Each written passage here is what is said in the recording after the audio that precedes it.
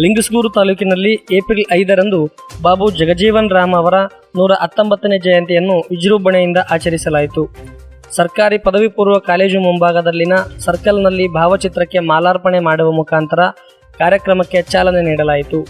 ಶ್ರೇಷ್ಠ ಸಂವಿಧಾನ ಪಟುಗಳು ಜಗಜೀವನ ರಾಮರ 119ನೇ ಜಯಂತ್ಯೋತ್ಸವವನ್ನು ಇವತ್ತು ಲಿಂಗಸೂರಿನ ಒಂದು ಗ್ರೌಂಡ್ನಲ್ಲಿ ಪೂಜೆ ಸಲ್ಲಿಸುವ ಮೂಲಕ ಚಾಲನೆ ಕೊಡ್ತಾ ಇದ್ದೀವಿ.